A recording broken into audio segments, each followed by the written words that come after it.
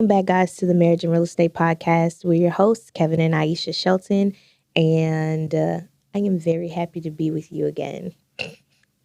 You're so extra. As if I'm not with you all day, every day, but this day, special. You agreed to wear matching shirts with me. I did agree to wear matching shirts. And this marriage and real estate merch, y'all shout out to the merch. We going to update this merch for 2022 going into the fall. We don't have to update it. I like this merch. Good things comes in threes, like 3 rental properties. Yeah. 3 commercial buildings.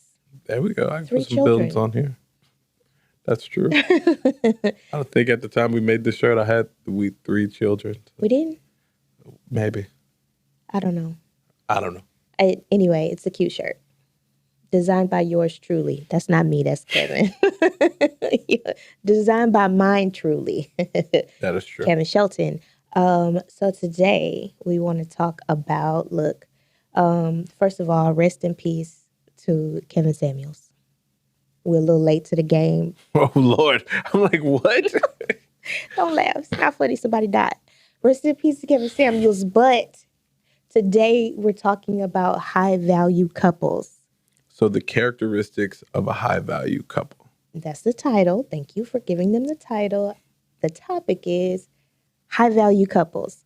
And Kevin and I read an article, or it was a video. It was a video. So a video about high-value couples versus low-value couples and what the characteristics are. And so I just really don't like low value. I don't like saying it. Yeah, you don't like putting value on people. Yeah, I don't want to put value on people. And I feel like the video did a really good job at reiterating not the value of a person, but the, value of a couple.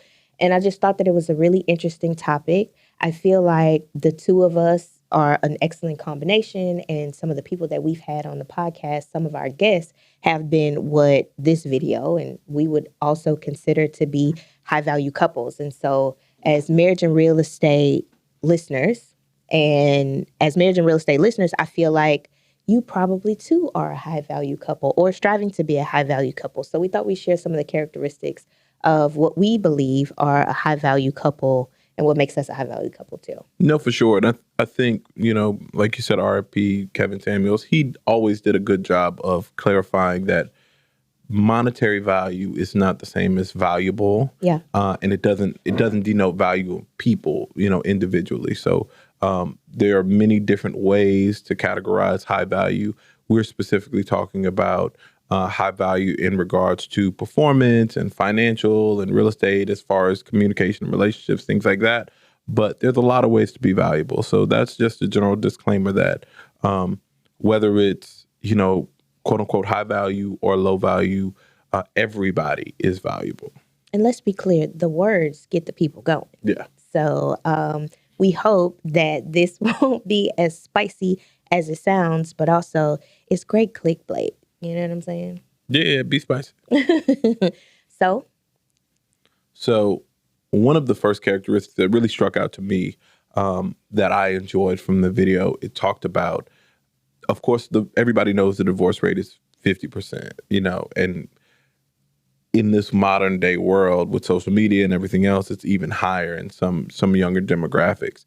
But what they found is that once you get to a certain threshold, from an income perspective, from a lifestyle perspective, that divorce rate dramatically drops. Mm-hmm. And what you find is people are way more incentivized to stay together if they have built things together, which I think is inherently true about marriage in general, right? So the higher you ascend in life, the more likely you're to have a relationship that you're gonna make work. You're incentivized to make work. Right, and that doesn't mean that it's easy, right? No. Like it's difficult, but you're less incentivized to dismantle all of it. And if we don't have anything to dismantle, if I'm unhappy, I can chunk deuce and keep it moving. Mm-hmm. But if there's all of these layers to it, which I think that divorce is difficult anyway, mm-hmm. regardless of, what you have involved. But the more layers that you add to it, the more difficult it is to dismantle those layers. But if we got a lot of money to split up, break up, and properties and this kind of thing, and families, right? It's like we might as well work through it. It's cheaper to keep her. No, I mean, true. And the video talks about that. And I say this all the time, pick your hard, right? So it says literally in the video, divorce is hard, being married is hard, being single is hard. So pick your hard. Right. Right. And one of the key factors in being a high value relationship is actually if you value the same things. So I think for us in our relationship, to use us as an example, one of the things that brought us together is we saw life very similar in how we wanted to live, how we wanted to raise our children, what future we saw for ourselves. And that happens to be one of the key characteristics in a high value couple is people who see life in the same path and direction and work together towards a common goal. And have the same values, right? And I'll tell you, I made the mistake of thinking that because somebody was marriage minded or wanted to be married, that I was like, well, that's the goal that I need to. And wanted to be in the type of marriage you want to be. Right. But what we saw for life, like the way he saw life and the way that I saw life was two very different two different lives, right? But I thought in my very immature mind that because he wanted to be married and I wanted to be married, well, that's all we needed. You know what I'm saying? But when I met Kevin, what I learned was like, dang, we really see the future the same. Yeah. Like, and I had the same problem you had. Yeah. The way that I saw life, the way I envisioned myself and the way I live my life, he had a similar vision. I was like, okay, now that makes sense. Like, let's put this together. So that was a good lesson. And I also think that's what makes us a high value couple, right? Because when two people are moving in the same direction, it's a powerful movement. It's a powerful movement as opposed to, and we talked about this on the last podcast, as opposed to two people that are moving in different directions. Yeah. Another one of the characteristics was they grow together. Yeah. Right? And if you've been married for any period of time, or you have other married friends that have been through the ups and downs in marriages, some of the hardest things that people go through is that one person kind of moves up and the other person stays where they were when they first got together. And then there's this rift and this discord that's between them. And powered couples, what is it? High value couples grow in the same direction. Yeah, you know, you can really see it visually, and we see some examples of this on social media, but if you've ever seen a couple that, like, they'll have couple pictures together, and then over the years you see separate pictures, right? And then they either never come back to a couple pictures together, or you see maybe one person with the kids, one person over here, or whatever.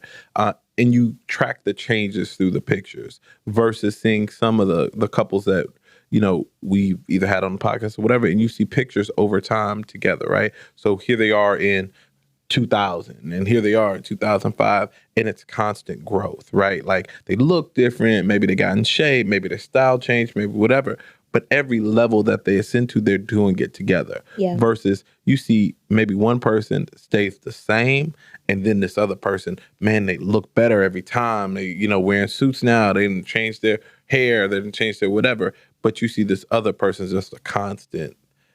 He looked like he did in 2000. Yeah. And in 2022, he looks the same. But that other partner, she was growing the whole time. That's also, you know, one of the signs of a couple that's in alignment is if they're growing in the same way, it's reflected in their life, right? Like how they look, how they feel. Yeah. So, no, it's a good point. Yeah. I know one of the things that I've noticed in my circle is that, like, work is a microcosm of life, right? So your coworkers, and you see this a lot of times, you have coworkers that grow very close to each other. Like, people have work husbands and work wives or whatever because they have something in common. And so making sure that you keep common ground with your spouse, that you share experiences with your spouse and protect that too. You know what I mean? Like, nobody can have a bond with me. No man can have a bond with me that's greater than my husband. Yeah, because I'm your work husband too. Well, you just so happen to be my work husband, and that's a blessing. But some people do go out into the world and he works here and she works there, and that's normal. But making sure that you're very protective of the relationship that you have with your spouse, right? Because like I said, when y'all are experiencing the same things in the workplace, it's easy to grow close with someone. But knowing that that vulnerability lies there, making sure that you keep those boundaries so that you are the closest with your spouse. No, that's real. That's real. You know, it's funny. One of the points in the article also talked about relationships aren't 50-50, they're 100-100, right? So it takes that level of commitment to staying close with your spouse, putting the work in. You know what I mean? Because over time, it does get easier to grow in separate directions. You have to push and pull yourselves into the same direction. So, the couples that focus on what was that vision when we started and how do we, while it may change kind of year over year, but we're still keeping ourselves in concert with this vision is key, to being together. Yeah. Here's an example of a couple that I know that is like that 100-100, right? And so I think it was 1 year, or they would plan special events. So there's like anniversaries and birthdays or whatever. And each person will be responsible for the anniversary on opposite years.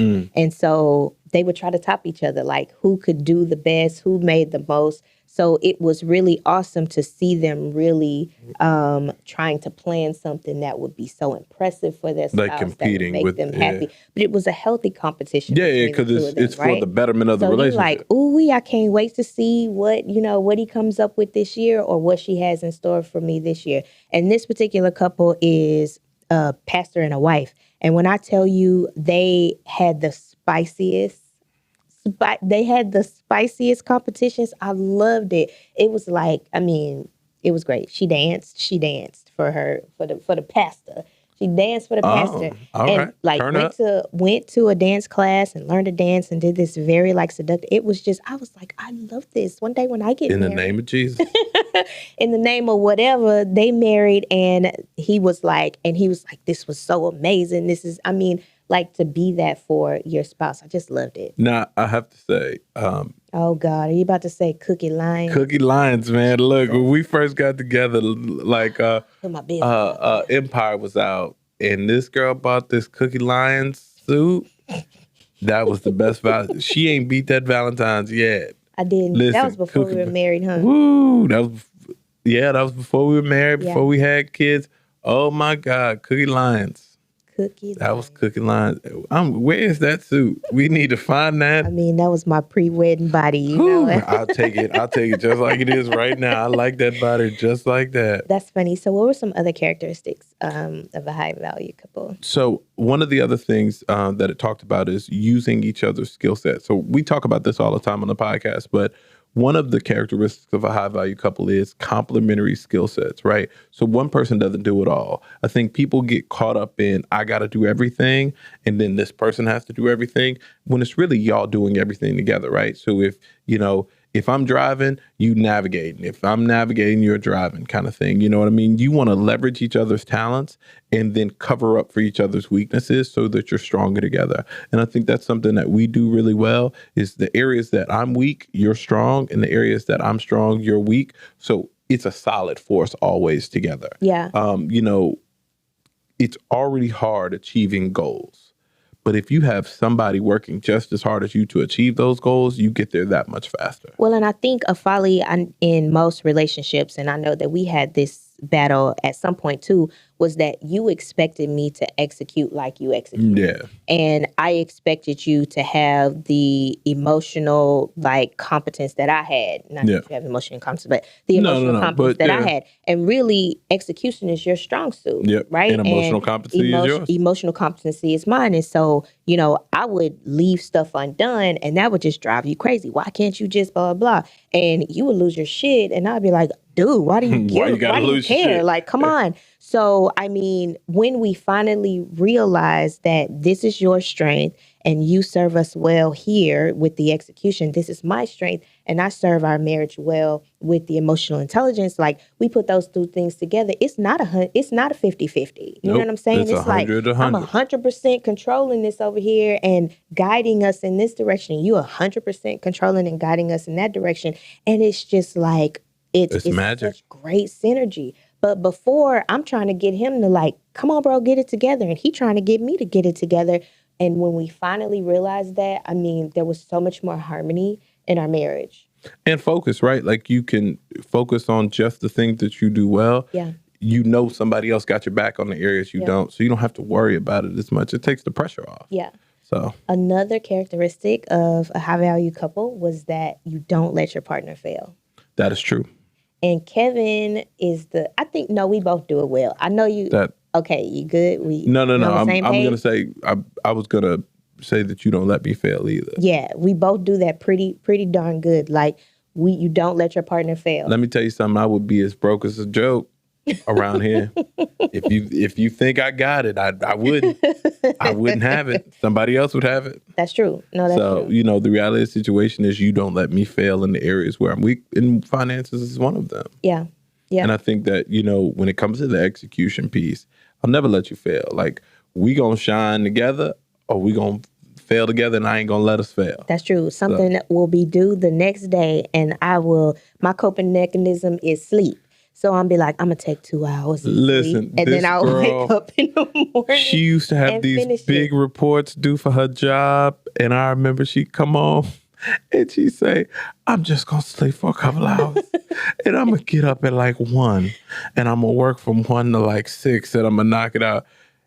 And there was only 1 or 2 times I was like, oh, okay, let's see how this goes. And that did not work out. No. The next couple of times I was like, you sleep. I'm going to work on this. he would. And I'd work on it all night. And I'd make sure it's done. So that when she goes to those meetings, she would shine. Because here's the thing. If you fail, I fail. And when I shine, you shine. Exactly. Right? Because So- we're on the same team. Exactly. When I won an award, Houston Business Journal, for example, I was a Houston Business Journal 40 under 40 honoree this year. And my success is your success, Yeah. right? And I'm the one that nominated you. So I'm going to make sure you're successful. That's what I'm saying. And I forget what it was, where it was one of these organizations that we were talking about joining, and we were debating on like who should join. And it was like, honestly, we both don't need to do this, because if you're a member of the organization, I'm a just member. naturally, I'm going to get the same kind of benefits from the membership of the organization, right? Yeah, it's like having a realtor's license. Like, I buy and sell real estate through you. Right. But everybody I talk to, I'm like, hey, do you own? Yeah. Because you know we buy and sell real estate. We like buy and sell real we estate. buy and sell real estate, even though you're the one with the license. Yeah, that's true. No, I mean that's a secret power. It is a secret power.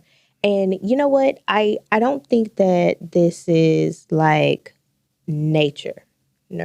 I think this is nurtured, right? I think that being a high value couple is something that you develop. It's not like, I feel like we were lucky that we kind of got together and some of these things fell into place. It True. was easy for us, but that doesn't mean that if you're not in that space and you and your partner have not figured that out yet, that you can't. No, 1,000%. And I think it's exposure, because there's been some of these lessons we learned along the way we were exposed to by other couples, whether it's we saw a couple that we admired, or we saw, you know, or we asked for advice. You know, mentorship, it's been a big thing for us throughout our relationship.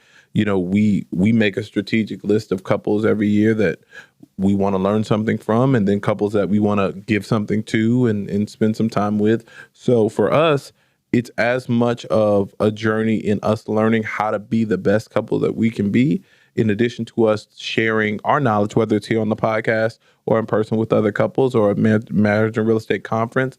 We want to share that information too, because you can nurture yourself into becoming a high value couple. And it's infinite. Like it's almost, there's no ceiling to it. I'll say this too. High value couples spend time with other high value couples. That is true. Listen. You are who your network is. If you are the 5 people that you spend the most time with, think about the couples that you spend the most time with. What's their marriage look like? Right? What are they doing? What's their legacy look like? Yeah. Right? We just had lunch with a couple friend this afternoon, and we're talking about trust. We're talking about LLCs, and not just like LLCs and for high level businesses, stuff. but how to strategically protect yourself and your legacy. You know what I'm saying? That's a high value couple conversation. I'm sorry. No, true. And while you can very well sit around and talk about, you know, the football game or the latest pop culture drama, when we get together, the level of conversation that we have, now we're going to go back and talk to our attorney and be like, hey, how do we structure this? What's the best way? If we want it to look like this in a few years, what is it that we need to do? But that's only because we're around couples who are having these kinds of conversations. So find yourself around couples who have high value conversations, and you in turn will be a high value couple. No, true. And if this information was beneficial to you, and you definitely want to be a high value couple, I want you to smash that like button, ring that notification bell, and follow us on all your socials, whether it's YouTube, Instagram, Facebook, at Marriage and Real Estate. And then I want you to leave us a comment. You know, everybody out there, whether you're a high value couple or an aspiring Yep. high value couple. I want you to leave us a comment and talk about some of the attributes that really made the difference in your relationship, or you want to make the difference in your relationship. But no. And look out for opportunities Yeah. to find yourself surrounded by the high value couples. And really, we want to curate those kinds of experiences so that if you don't, maybe you don't know couples like that. You know, maybe you don't know couples that are happy in their marriage. Maybe you don't know couples that are progressive in their investment strategies and portfolios and things of that nature. Then you can find them and they exist. It's the marriage and real estate community. It's the marriage and real estate society. And so, you know, us curating events and opportunities for other high value couples to come together, that's where we thrive. Yeah. Yeah. Well, no, this was great. We'll have to have a follow-up with this, maybe get a panel of couples or something together. So. I love that. No, but this has been another episode of the Marriage and Real Estate Podcast. I'm Kevin. This is Aisha. And we out.